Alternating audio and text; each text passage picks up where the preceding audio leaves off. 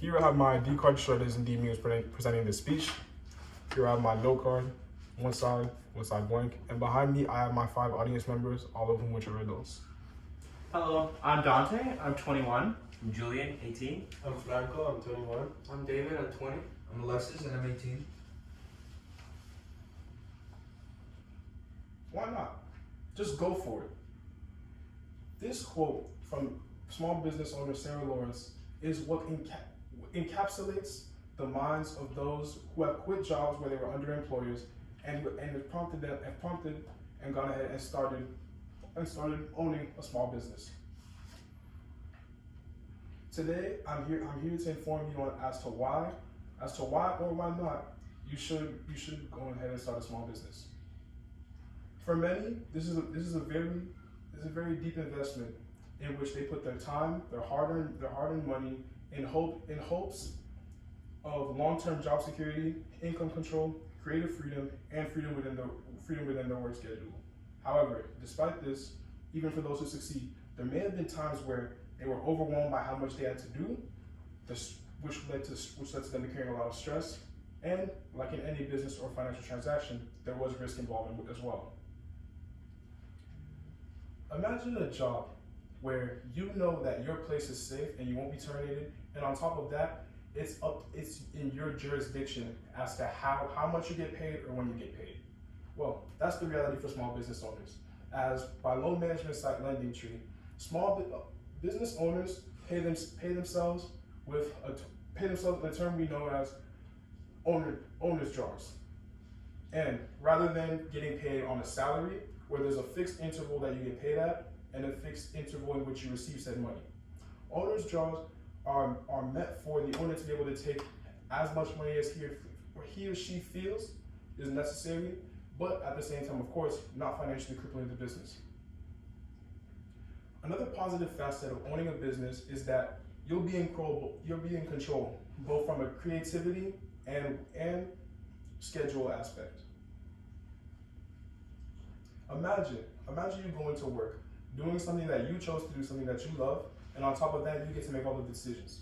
This is the reality for small business owners, and that's why there's so many reports of these small business owners being satisfied in what they do.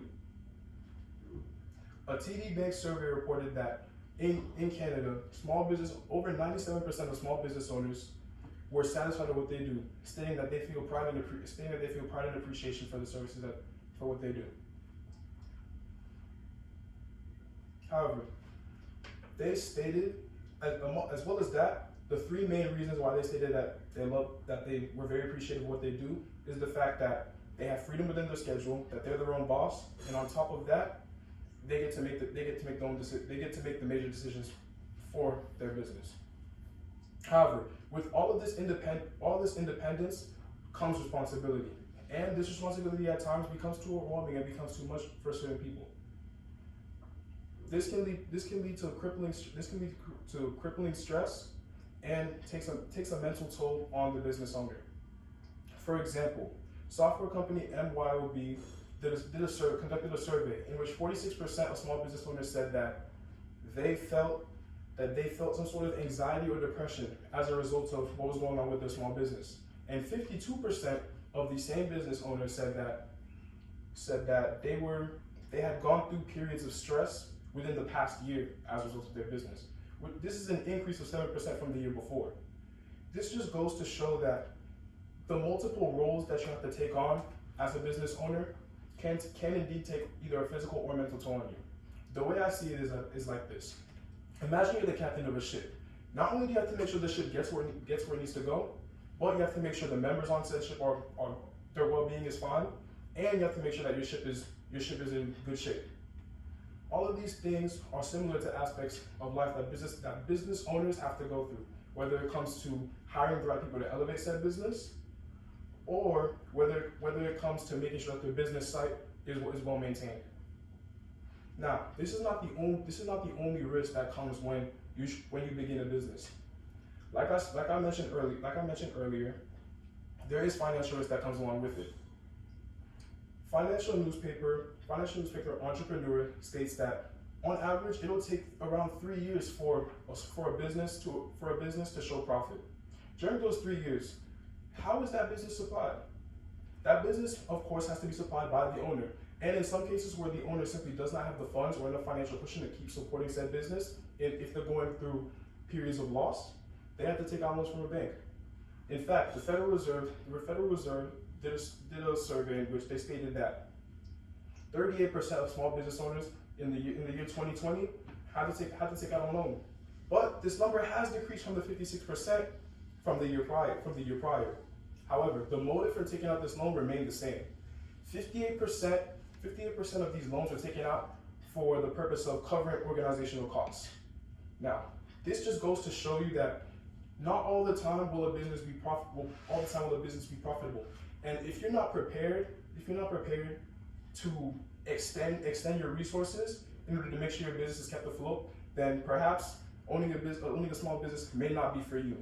For example, somebody who's living paycheck to paycheck or needs a consistent influx of money in order to sustain their livelihood, perhaps it might not be the best option for them to go ahead and own a small business. With that being said, this is my presentation on the risk and the potential success you might see if you were to own a small business. This information is extremely vital because in the future, if you would decide to go open your own law practice, that's considered a small business. Or if you consider going into starting your own medical practice, that's considered a small business because at the time you are the sole owner of said building which you're practicing in. So whether you use this information for yourself in the future or pass it on to others, this is information that can help them know what they're getting into. Now, the most important thing to keep in mind before considering opening a business is whether the potential success of financial autonomy and being able to work whenever you please outweighs and is more probable than the stress, the multiple roles you might have to fill, and the financial risk that comes with it as well. Thank you. If anybody has any questions, this is the opportune time to ask. Do you know how much money it is to start a business? I would say it definitely depends on the industry you're getting in, but I would say a couple tens of thousands of dollars to cover materials, potential employees, attaining a site to do whatever you're doing. Would you say the age someone has when they start a business can affect the benefits and pitfalls of maintaining it? I think in ways, yes, because they might not, if they're a bit older, like you said, they might not be there to see out their business flourish because of their age. But if most people start businesses, and it's recommended that you start a business something that you're passionate in, and passions can come across at any age. So I would say the most important factor is that you're financially stable enough to support your business if you were to undergo some losses. So, are those all the questions that you have for the presentation?